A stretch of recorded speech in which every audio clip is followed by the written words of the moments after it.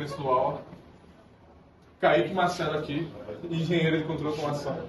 Se Deus quiser, daqui a uns anos, né? E aqui começa mais uma aula. Agora, dessa vez, uma aula sobre switch case. Bom, switch case, a gente pode ler a linha de código dele. Switch em inglês, para quem não sabe, é troca. E ele é basicamente isso. Ele é uma estrutura de controle que a gente define constantes em uma lógica e a gente pode ficar alternando essas lógicas ao invés de fazer vários ifs para um código. Fazer assim um código mais compacto e organizado. Vou mostrar um exemplo para vocês aqui agora. Bom, temos aqui, quando a gente for fazer um código que necessite de switch, a gente escreve switch e a condição que a gente quer que retorne um valor. Então, no caso, como eu expliquei na aula passada, todas as condições que a gente escrever aqui, elas têm que retornar um valor 1, um valor verdadeiro. E o switch, ele funciona dessa forma aqui. A gente define o switch e define os casos que a gente vai usar desse switch. Então, no caso aqui, a gente tem o switch e a sua condição. Aí, o caso 1 dessa condição. Aí, a gente escreve aqui a lógica dela e dá um break. Break significa que ou essa condição foi satisfeita e ela vai pular para a próxima função ou linha de código. E caso essa lógica não seja satisfeita, ela vai para o caso 2 e assim em diante. E tem switch que se nenhum dos casos forem verdade, o código cai no default. E do default vai para o break. Default é como se fosse tipo uma pausa instantânea para o compilador não ficar rodando as mesmas coisas que não funcionam para o código. E aí a gente fecha. Como eu falei no início desta aula, que o switch ele serve para compactar o código, deixar ele mais organizado, as suas expressões. Se não existisse o switch, o comando do switch, a gente teria que fazer o código dessa maneira. Ó. Escreveria o if, a sua lógica e a parada dela. Fechou, aí vem para outro if, a segunda lógica e a parada, e por fim o default, sabe? Tipo, as lógicas às vezes elas são um pouco grandes e esse código ia acabar ficando tipo com muita informação, sendo que você pode resumir usando a função switch. É isso. E agora eu vou dar um exemplo de como funciona esse código switch usando Arduino, que é muito usado para Arduino. Então, é isso aí. Valeu. Então, galera, o nosso exemplo aqui de Arduino, né? Eu vou dar uma breve explicação do que é o Arduino, porque o foco mesmo é o exemplo do switch, de como a gente aplica aqui. Bom, aí aqui tem as partes as definições de pino, que é onde a gente conecta o positivo dos componentes que estão assim, que a gente vai usar. No caso aqui, o meu projeto é como acender um LED usando um botão. Aí aqui está o pino do LED do botão e o estado do botão, porque o botão ele recebe dado. Então, no caso, ele vai ser a entrada, né? Bom, e aqui o setup, se a gente for colocar, tipo, como parâmetro do que a gente usa no terminal, o setup, ele seria como se fosse uma int main. A int main que tem tipo, a inicialização de variável e mostra um pouco de como a gente vai trabalhar com ela. Bom, aí aqui tem o pin mode, que é o modo do pino, que a gente conecta os componentes elétricos ao Arduino. E aqui, como eu falei a vocês, o pino do botão, ele recebe dado, então ele é a entrada de dados. Ele é considerado input.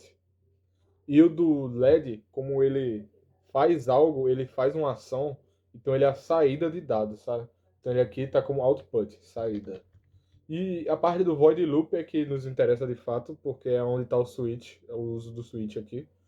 Esse loop ele fica repetindo constantemente. Ele verifica o que é para o LED fazer e dependendo das condições da expressão, ele vai continuar fazendo até ter uma parada. Bom, aqui a gente pode ler esse trecho de código da seguinte maneira. Ele lê o estado do botão e aqui entra a parte do switch case. Ó. Se o estado do botão for high, ou seja, alto, ou seja, 1, o pino do LED ele também vai estar high. Ou seja, o dado dele vai ser verdadeiro e o LED acende. Se o caso for low, ou seja, se o estado do botão for zero, não, não ser pressionado, né, no caso, implica nisso, o pino do LED vai receber a entrada low, ou seja, zero. Ou seja, não passa nenhum dado.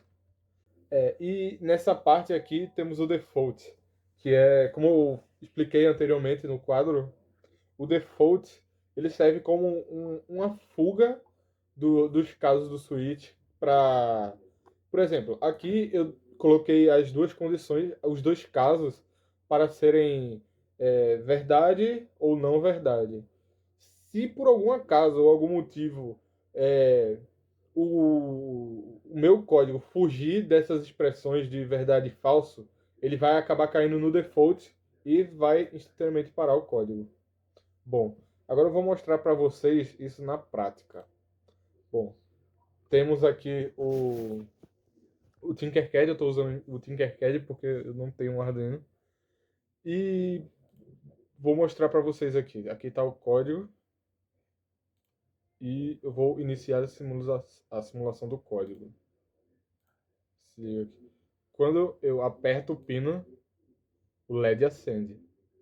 E o mais legal disso é que essa parte de código aqui, chamada Serial Begin, ela vai servir para mostrar para a gente o que o Arduino está recebendo de dado dentro dele.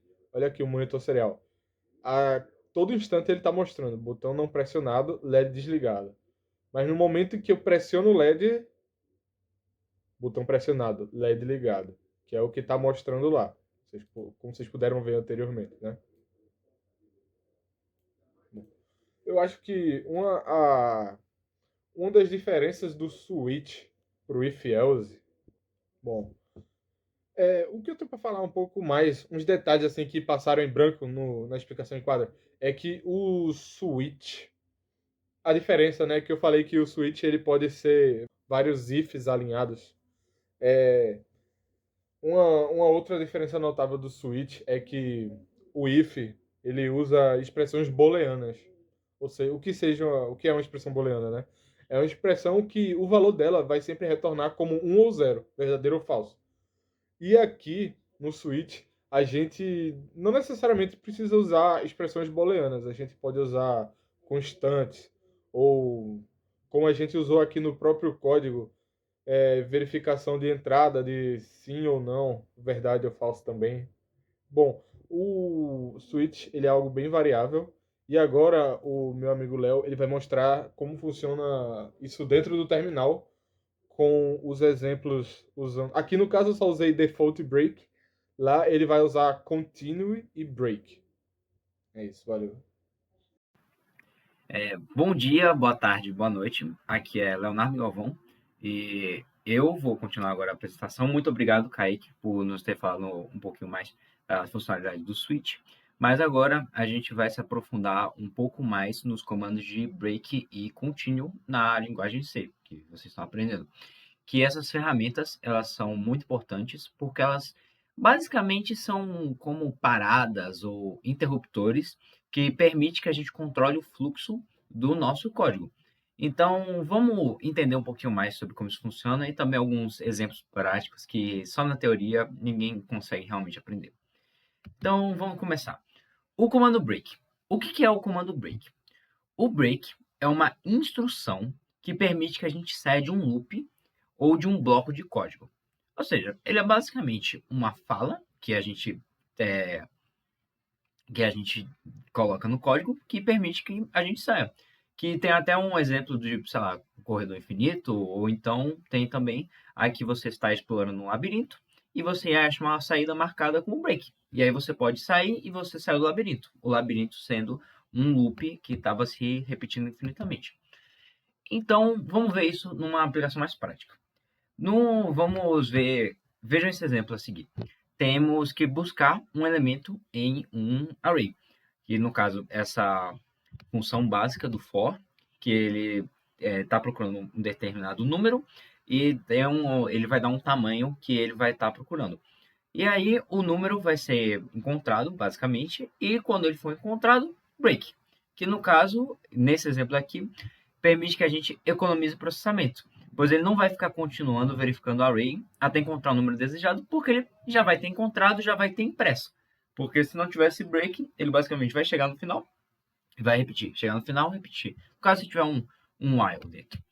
E segundo exemplo, a gente evita um loop infinito, que nenhum professor de programação gosta de ver um loop infinito sendo feito sem necessidade.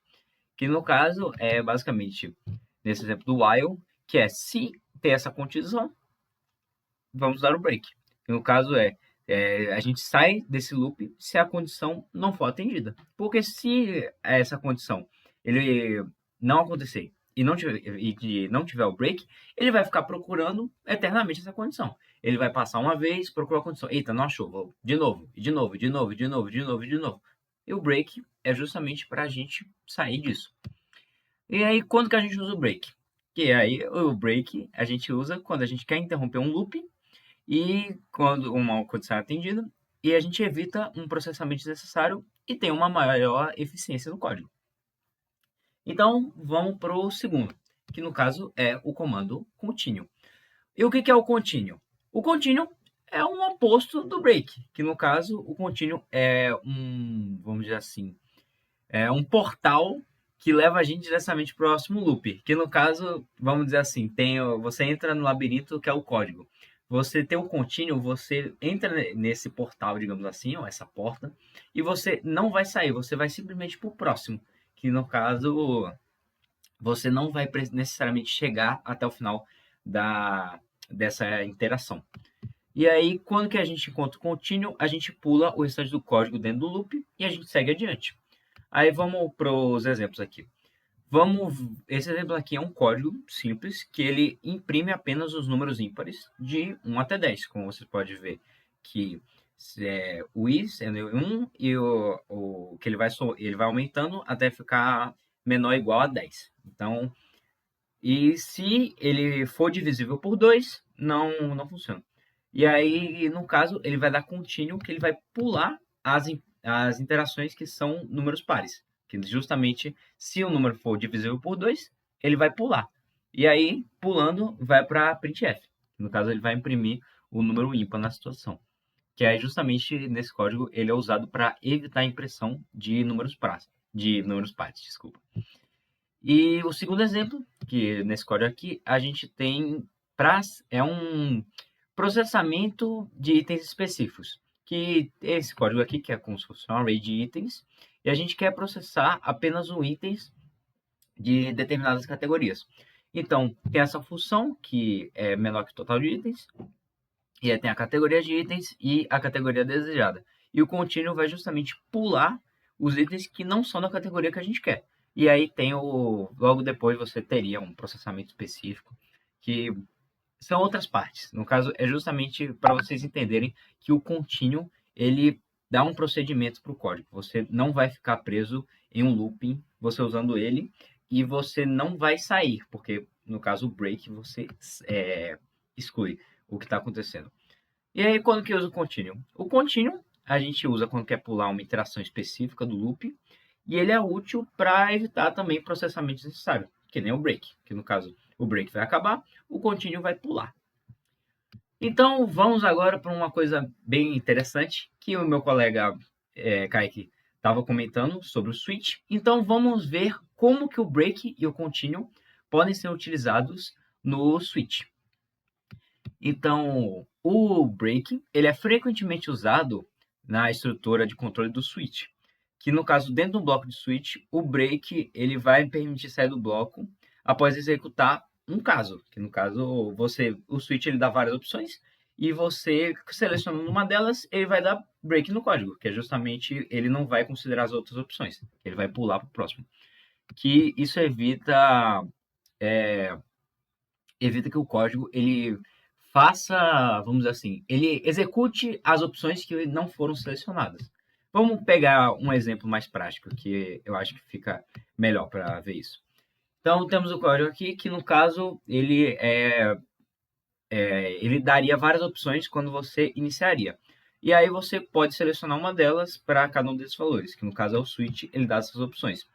E aí você, se escolher o caso 1, vai dar break. Se você escolher o caso 2, que é o histórico, ele dá break. Justamente, ele vai ele vai simplesmente mostrar as opções e você selecionar o que você quer, ele fecha e você não vai precisar se preocupar em relação às outras. Que ele é essencial para garantir que o programa saia do switch após executar o bloco associado com a opção que o usuário selecionar. E agora, em relação ao contínuo. O contínuo ele não é muito usado no switch, mas ele ainda pode ser usado. Porque o contínuo ele não é diretamente aplicado dentro do switch, porque o switch não é um loop. Mas a gente pode usar o contínuo em loops que envolvem o switch. Entenderam a diferença? Que no caso, o switch não é um loop, mas loops envolvendo o switch, você pode usar o contínuo. Que como é que funciona? Nesse código aqui, a gente tem uma lógica que acontece durante o while e o switch ele vai dar opções para a gente, que caso a opção não seja selecionada, ele vai dar uma opção inválida e o contínuo ele vai voltar o início do loop para você tentar novamente. E aí, estão vendo só que o switch em si, ele não é um loop, mas ele está dentro de um loop. Então, ele vai te dar opções e caso não funcione, o contínuo vai te permitir tentar novamente. E aí, claro, se continua a lógica depois do switch. Então, essas seriam os usos assim, do switch com essas duas funções.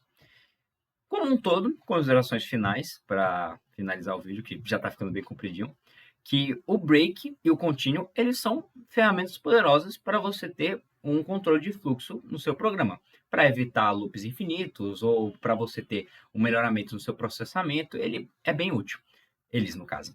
E você tem que usar com sabedoria o código para ele ser eficiente e legível para qualquer pessoa que depois vá verificar o seu código. E como um todo é isso, obrigado pela atenção de todos.